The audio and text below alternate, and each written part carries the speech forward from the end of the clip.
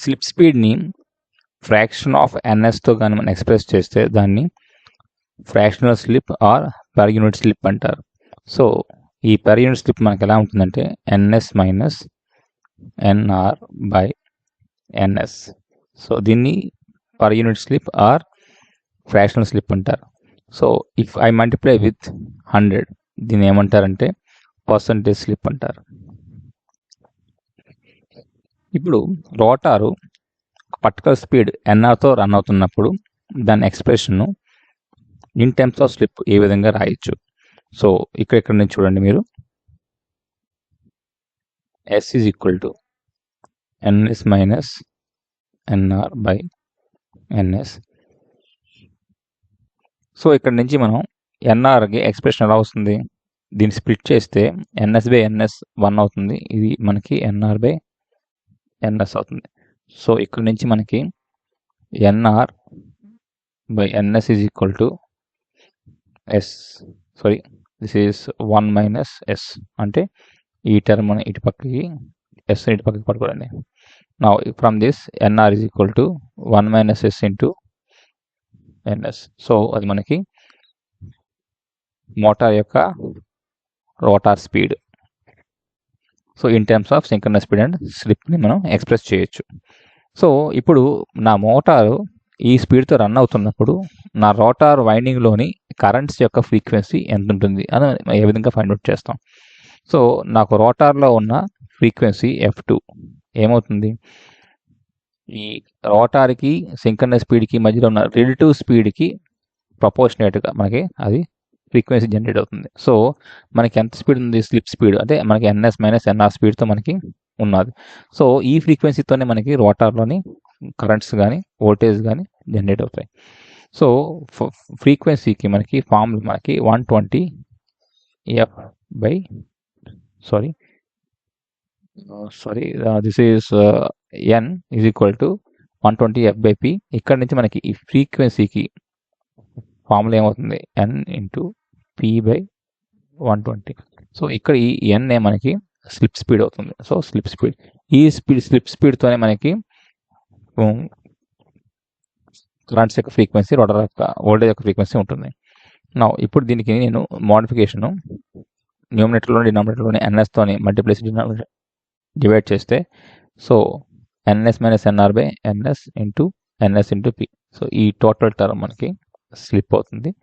Next ఇది మనకి observe చేస్తే సప్లై ఫ్రీక్వెన్సీ అవుతుంది. సో రోటార్లో మనకి ఇప్పుడు రన్నింగ్ కండిషన్లోని కరెంట్స్ యొక్క frequency slip times of supply frequency ఉంటుంది.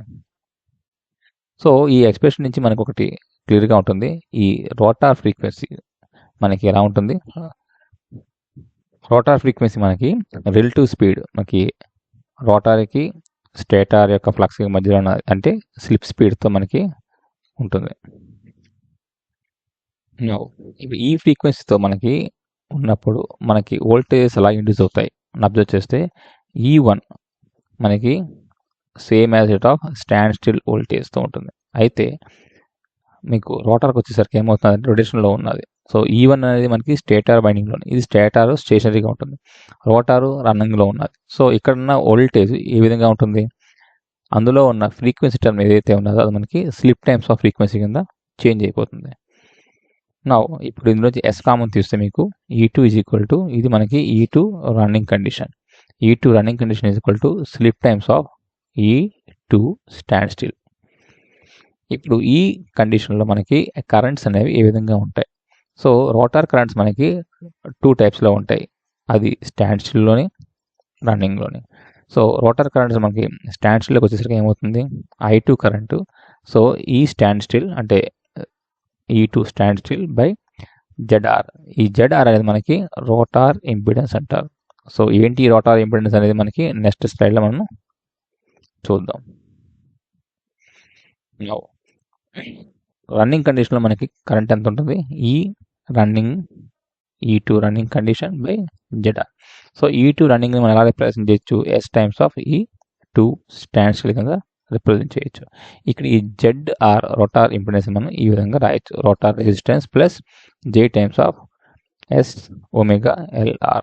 సో ఇది మనకి రెసిస్టెన్స్ టర్మ్ రోటార్ది, ఇది మనకి రియాక్టెన్స్ టర్మ్ రోటార్ది. ఈ వీడియోలో మనం రోటార్ యొక్క రొటేటింగ్ మ్యాగ్నెటిక్ ఫీల్డ్ స్పీడు స్టేటార్తోని రోటార్తోని ఎలా ఉంటుందో మనం అబ్జర్వ్ చేద్దాం. సో ఫస్ట్ మనకి speed of the rotating magnetic field with respect to rotor ఏ విధంగా ఉంటుందో అబ్జర్వ్ చేద్దాం.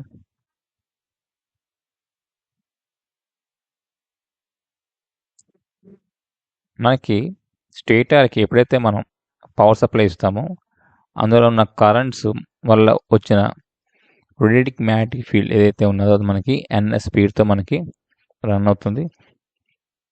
అది మనకి విత్ రెస్పెక్ట్ టు స్టేటార్.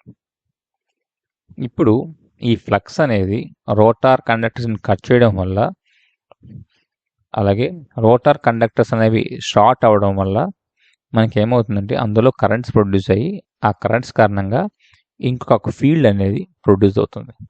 అయితే ఈ ఫీల్డ్కి స్టేటార్ వల్ల ప్రొడ్యూస్ అయిన ఫీల్డ్కి మీరు కానీ డిఫరెన్స్ అబ్జర్వ్ చేస్తే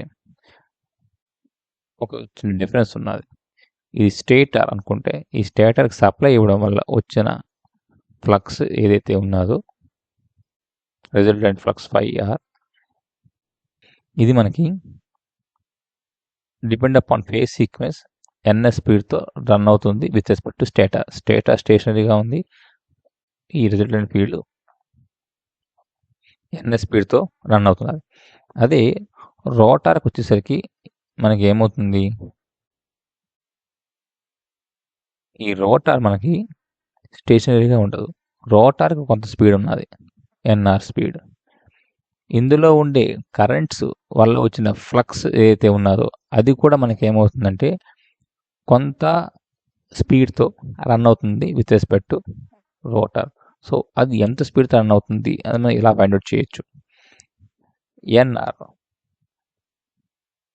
మనకి రోటార్ యొక్క స్పీడ్కి రొటేషన్ స్పీడ్కి ఆ వైండింగ్స్ క్యారీ చేస్తున్న కరెంట్ యొక్క ఫ్రీక్వెన్సీకి నెంబర్ ఆఫ్ పోల్స్కి రిలేషన్ మనకి ఇది.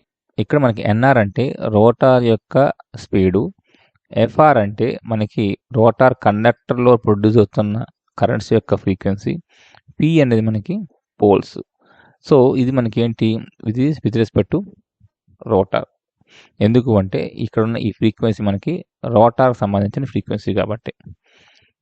ఇప్పుడు ఈ రోటార్ ఫ్రీక్వెన్సీని నేను ఎలా రాయొచ్చు, స్లిప్ టైమ్స్ ఆఫ్ ఫ్రీక్వెన్సీ కింద రాయొచ్చు. సో ఆల్రెడీ మనం డిరైవ్ చేసాం లాస్ట్ క్లాస్లో. ఇప్పుడు ఇక్కడ మీరు అబ్జర్వ్ చేస్తే ఈ ఎస్ని కానీ మీరు పక్కకు పట్టుకొచ్చేస్తే 120 f/p ఏదైతే ఉన్నదో మనకి సింక్రనస్ స్పీడ్, అంటే నీ φr ఏ స్పీడ్తో రన్ అవుతుందో ఆ స్పీడ్. సో నాకు మీరు అబ్జర్వ్ చేస్తే రోటార్ యొక్క రొటేటింగ్ మ్యాగ్నెటిక్ ఫీల్డ్ మీకు కానీ అబ్జర్వ్ చేస్తే అది మనకి స్లిప్ టైమ్స్ ఆఫ్ ns స్పీడ్తో మనకి